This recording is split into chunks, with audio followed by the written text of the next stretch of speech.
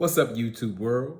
It's your boy J Dub, the #1 commenter on YouTube, and I'm back with another review.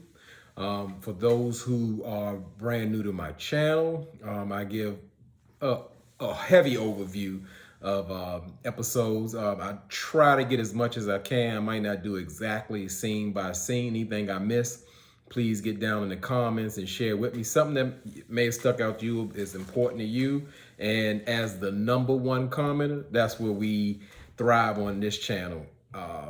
This channel, we say what we say. That's the motto. So you feel like you got something on your mind or something you want to share, your perspective, like I said, get down in them comments, because that's the best place for me. That's the best part of having my own channel. Love to get active and engage with my subscribers and hear what they think, learn something, have some fun, and share our opinions. So today I'm doing Married at First Sight. This is season 13, episode 13. And it starts off with Zach and Michaela. They're in bed, and Zach is joking about Michaela just being a bum. He's asking her, how long, this is what his wife does every day, and being a bum, and how long is she going to be a bum? And, Michaela's just sitting on her phone, almost like ignoring him.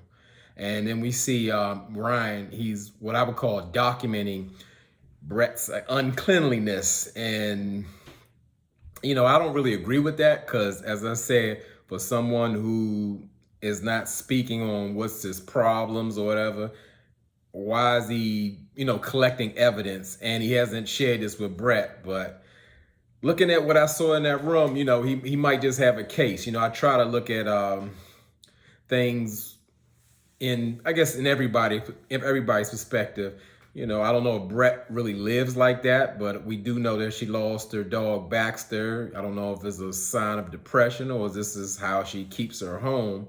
And I could see how Ryan would be turned off by that. But again, no matter what you're turned off by, if you haven't spoken it, in my belief, because surprisingly, I'm in everybody's comments. I'm the #1 commenter. So I see people saying like, well, Brett should have, taken the hint by now pretty much, or because he didn't say it, his actions should show. I just don't believe in that, because I feel like you're starting to speculate and guess. You may have an idea, or the actions may be telling you something, but to me, if the person doesn't come out and say it, it's not so, and they haven't made it so. So, that's a whole nother subject. So we see Gil and Myrla, they're at the gym, and of course Myrla's complaining, because she got Gil saying, they got about an hour more to go, and I guess she's ready to be done with it. And I didn't really see Rachel and Jose in the beginning, and we see Val just, I guess, getting up, starting the day, getting her morning coffee. But it's no surprise we don't see Johnny. Johnny makes his way over to his own apartment pretty frequently after every heated conversation. They seem to have one every night around dinner time or bedtime. So Ryan and Johnny, they're actually, they're hanging out. They're in the community center, like at an apartment. They're playing a game of pool. And Johnny tells Ryan that Bao has actually started initiating dates of like how he asks, because Johnny always asking something about. He's very demanding, and it's all about what Johnny wants. So Johnny said like pretty much the dates they don't feel forced. They feel very natural, because at most times that's how it feels. And Ryan says he's pretty much been forcing things for the past weeks, and it's like he's tired of it. And they just they just negative. They always negative. And Ryan's like that. It got so negative that Johnny even pointed out, like in his confession, saying like Ryan's just too negative. He's just not a positive influence. And then when Johnny says somebody's negative, he's negative. And both of them, they don't have any accountability in the situation. They just think it's their wives who are I guess not getting them or getting it, so they don't feel like anything is done, they're doing anything wrong. And again, when you don't have any type of self-accountability, it's always going to be the other person's fault no matter what, because you're never looking at yourself. So Johnny finally returns home at night, and he actually startled Bao. She's like, oh, while she was flossing her teeth.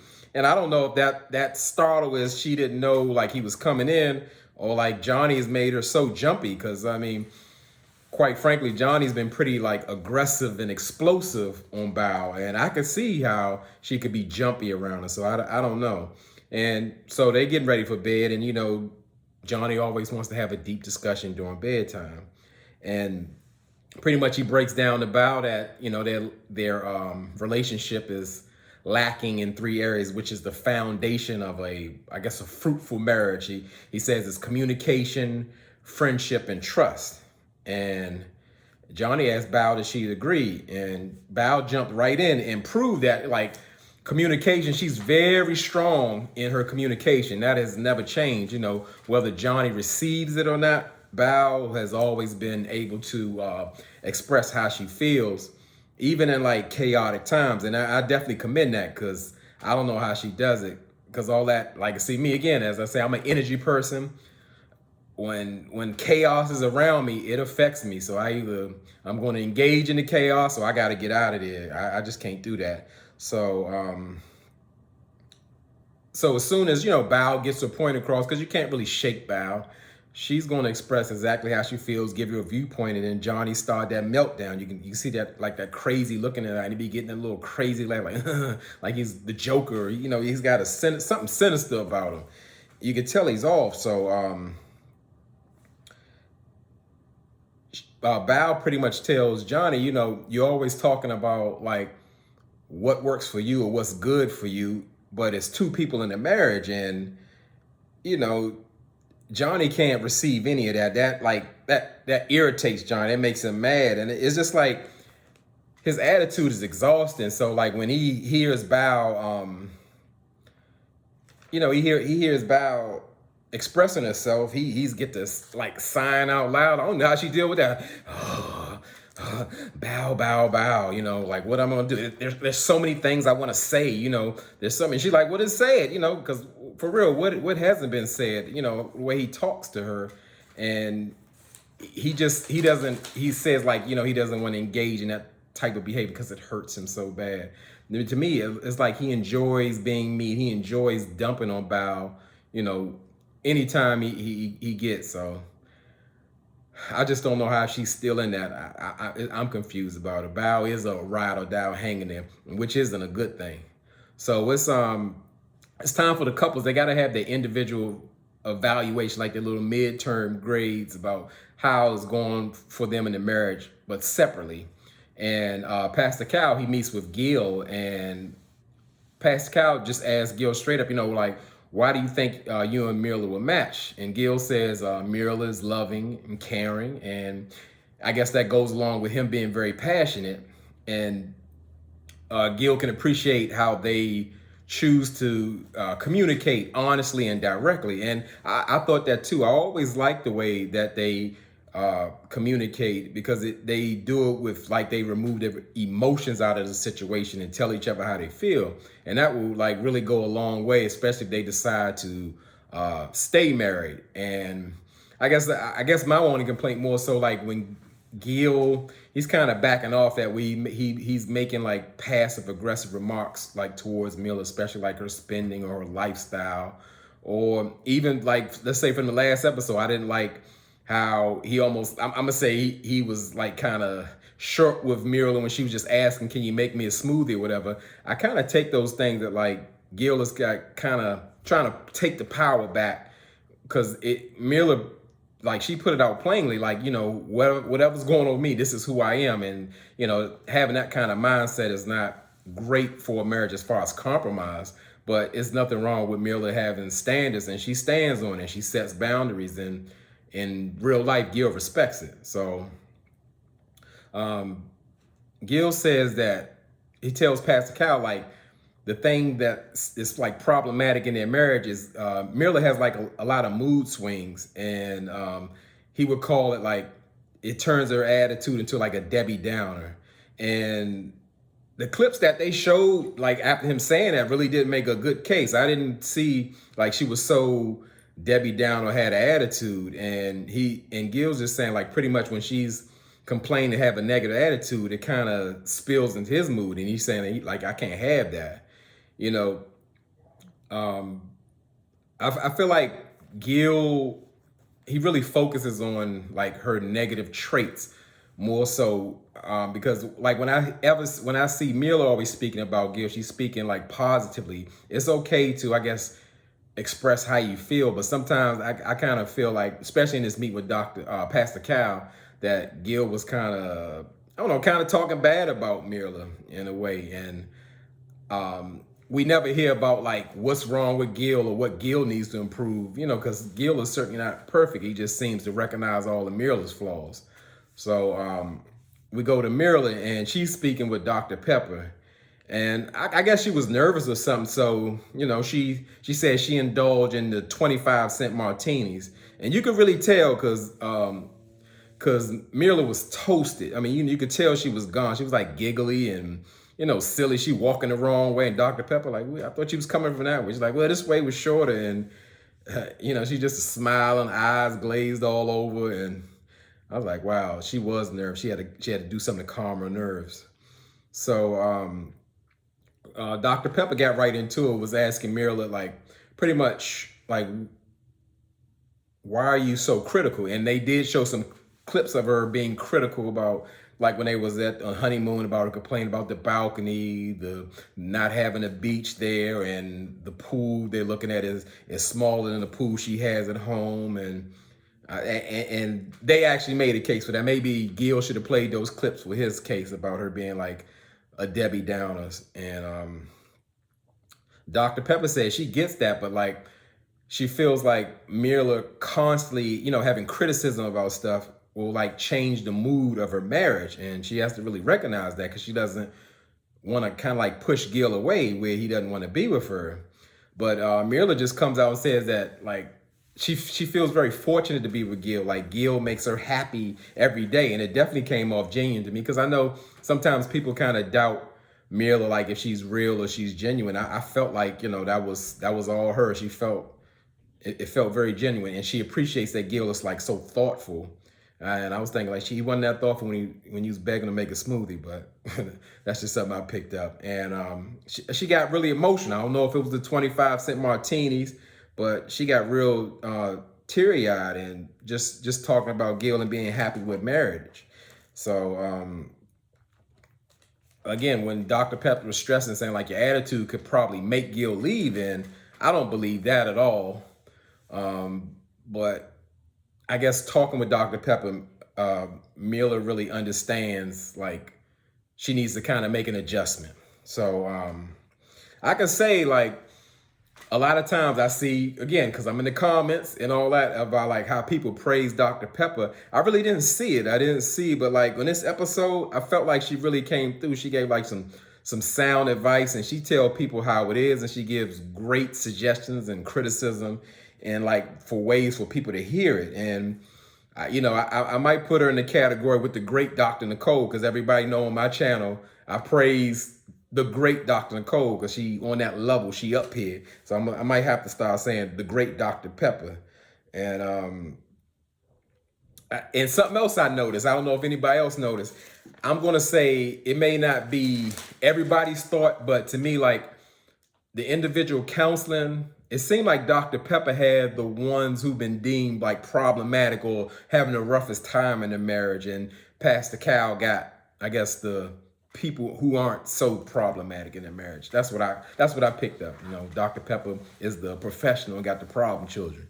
So Pastor Cal, he's meeting with Michaela, and she's pretty much saying like the status of her marriage, like she has pretty much only had like 1 week of good times and 3 weeks of bad times in the marriage. And Pastor Cal, I keep getting Doc, because that's one I won't give those props to. I think Pastor Cal be like off sometimes. He has some good nuggets, but overall I can tell he's a pastor, not a doctor. So Pastor Cal asked Michaela, like, do you realize or understand like why we match you and Zach? And she pretty much said because they're both goofy, they're driven, and they both strong-headed or stubborn. And Pastor Cal, he wants to know if Michaela has like any unanswered questions from Zach that she hadn't already asked him. And Michaela mentioned that she wanted to understand his picture of marriage, because she's really confused. But that's how he did it. I mean, he talks about that a lot. When he has his breakdown, like I wanted this so bad. I wanted this so bad. You just don't understand. You just don't get it. So, rightfully so, Michaela wants to know, what does he want so bad? What is he shooting for that he's not getting it? And Pascal thought that was a great question. So I would say Pastor Cal, he missed the mark with Michaela, because he pretty much said, like, Michaela, you got 3 weeks left to make a decision, and you have to know who you're marrying, in these 3 weeks. And I don't really believe that you can learn somebody in a, I don't know what, 8-week period and know them. It takes a long time to really get to know someone. I guess you would have to see from their actions and who they're presenting to you consistently that you can good enough to say, okay, I'll say yes on decision day. But to say like you have to know who that person is in those 8 weeks, that's not really going to happen. It to me is like it's starting all over. You have to go live regular life without the cameras and deal with regular life. So again, Pastor Cal dropped the ball once again, so I'm not surprised. So Pastor Cal is asking Michaela, like, what in the marriage is she like working on, or what's so important to her about making the marriage work? And she says that she wants to make Zach happy. And Pastor Cal's like confused, like why is that so important? What's so big about that? And Michaela's saying, like, if Zach is happy, that happy Zach, then him being happy affects her like in a positive way. But Michaela's just saying that she doesn't really want to be the source of Zach's happiness. She's saying she feels like that's like a lot of responsibility to put on, one person. And then this is where more so I agree with Pastor Cal. He was pretty much saying like, well, hey, yeah, you're not really responsible for someone's happiness. They should be happy on their own. And pretty much you can contribute to someone's happiness. Like, yeah, because when you come together in a relationship or marriage, you should be enhancing each other's lives. You should be making it better in some kind of way. And that can bring you happiness. So Pastor Cal did hit the nail on the head on that one. And Pascal also said, happiness is just not always self-generated. You're just not happy. You're like, I'm going to just be happy on my own. Some things can actually make you happy or happier. So Zach meets with Dr. Pepper, and he's more focused on, like, he doesn't know if he's just trying in a marriage with Michaela, just trying to make it work or push through, or is it really meant to be? And Dr. Pepper says she doesn't believe in a meant to be. And I would really want to know how more so people think. I personally agree with Dr. Pepper, because she pretty much said that you're presented with opportunities, and pretty much you take them and make the best of them. Because I understand why they're saying, like, if they match Michaela and Zach up for the traits that they understand, that it's really, once they bring them together, it's up to them to take that and run with it. She's calling it raw resources, and you build something with theirs. So I'm gonna go with what the great Dr. Pepper said. You more so get a great opportunity to make it be. Drop down in the comments if you got any thoughts on that, because I would really enjoy hearing other people's perspective, whether, hey, it's things are meant to be, or you get opportunities. So Dr. Pepper asked Zach, like, hey, as far as decision day, what would you need from Michaela to say yes in decision? And he pretty much says, like, if they, pretty much hang out more and go out on dates, and that's all he needs. I thought that was the most ridiculous answer in the world. And not because it's Zach, because everybody know I'm not a Zach fan. I'm not really a fan of Zach's behavior and the coddling that the world gives him. It really irritates my soul. But just to say that, hey, well, as long as I can hang out and date my wife, that's like all I need. Like they have so many issues going on mutually throughout the marriage. I just thought that was just so crazy and ridiculous to say. But Dr. Pepper points out like to really have a solid marriage, you really have to address like that Michaela has the insecurity of like, you staying in the marriage or being 100% in the marriage and pretty much like putting on his shoulders saying like you created that. And which I agree, because after you tell a person or woman or whatever, like, hey, I don't really see a future with you, that's going to affect everything that they do going forward. Like, am I wasting my time? Is it worth it? Do I have to be guarded with this person? And to say like that doesn't affect and it's okay just to move forward regularly is absolutely absurd. I don't get that, and I don't think Zach gets it as well. But he said he's going to address the problem and let her know. And also, Dr. Pepper, she did point out that Zach doesn't need to really use those extreme words. And like, I was thinking about the example how, Zach will say, well, I'll never get over this. And, it's very final. And with a marriage, it's such long term, you're going to go through some things. So to kind of use those extreme terms or words about like what you can't do, and that's not going to work. That's not going to be, positive for the marriage. So, and throughout the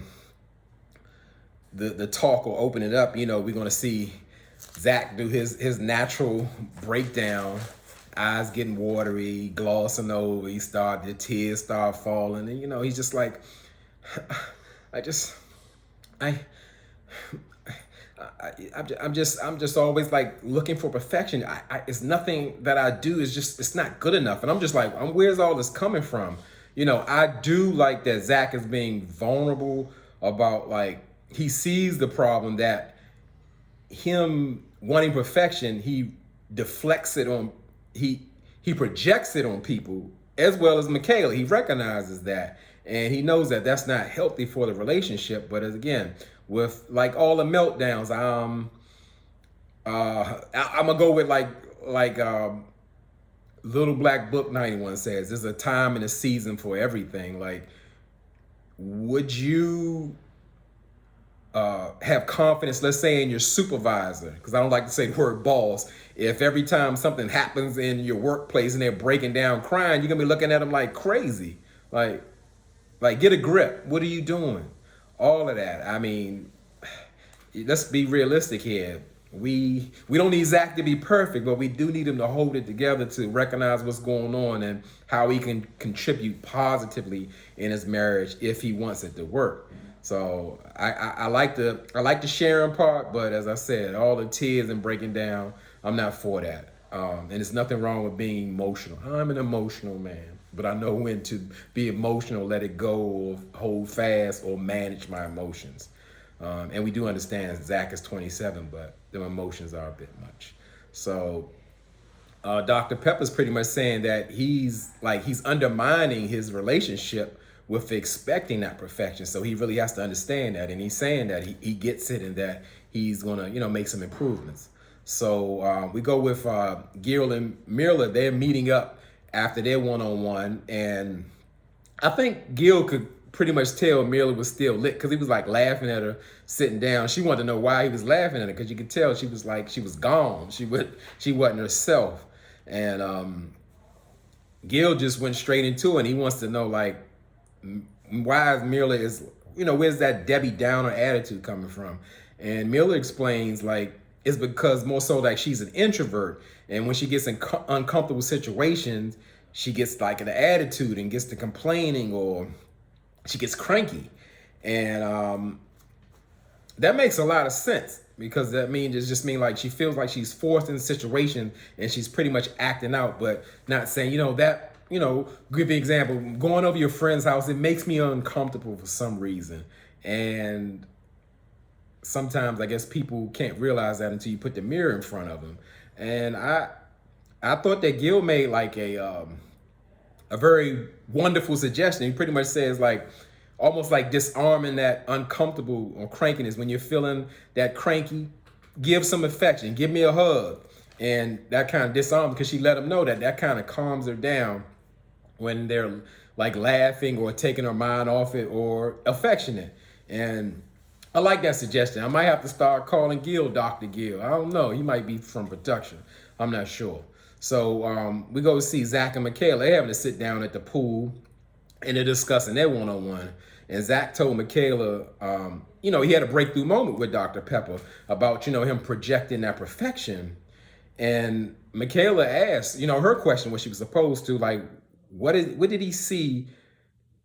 Well, his vision of marriage, what is that? Like he wants it so bad. And pretty much Zach explains, he wants, his family, they having fun, listening to music, dancing with the kids and all that. And he kind of skipped like the whole, to me, a big part of what a marriage should be, especially when you're starting out. He went right to the Cosby Show scene where you're just having fun, house full of kids and all that. And Michaela came back with her vision. She was like, more so like, I'm looking for like romance, and I'm looking to build things with my husband and had set goals, because in real life, that kid thing is like a gift within the marriage. You enhance it, but your number one priority is supposed to be focused on your spouse. That's where you started. That's the foundation. That's where you build, and everything else comes in an umbrella. Even though when you get kids, your whole life changes, and you have to really focus on them because they can't take care of themselves, and you have a responsibility. But I really like Michaela's answer. It's just like, I want to grow with you. I want to focus on us, be together, be romantic, set goals, build things. And I got that. But she pretty much asked Zach, like, what was his goals within the marriage? And Zach gave some kind of like vague answer, and Michaela wasn't satisfied. And I get that, because like, if you're with someone, something long-term committed, especially in a marriage, if they can't like tell you their vision or their goals, about where they want to take the relationship and how they see your future, you got some issues, you got some problems. I know everybody isn't a strong communicator. A lot of people aren't. But as an adult, as a person who's in a committed relationship, marriage, you should be able to tell your partner how you feel, where you want the marriage to go, things you want to achieve. And when you don't have that, I don't think you pretty much have that. So Michaela's like, she's just tired of faking the funk with Zach. She's not feeling it. And she really says, I don't really believe Zach 100%, like he's 100% in this marriage or sees a future. She's like super doubtful. And I do want to stop here and take a break, because actually I'm having, with Married at First Sight being a 2-hour series, it's really hard for me to fit videos within, let's say, like with 30 minutes, because really if I extend my video pretty much past that, I have trouble uploading it, or I can't upload it at all. So I would say, actually, I'm going to make a part 2. And shout out to one of my subscribers, Honestly Crystal. She suggested that, to say like, hey, instead of shortening your content or rushing through, she suggested like make part 1 and part 2, and that way I can get through all I need to get through. So shout out to Honestly Crystal. And she actually has a YouTube channel. She's an up and coming YouTuber. She's funny, very insightful. Please check out her channel, because we new startup YouTubers need all the support we can get. So I'll take this intermission, and we'll be back with part 2.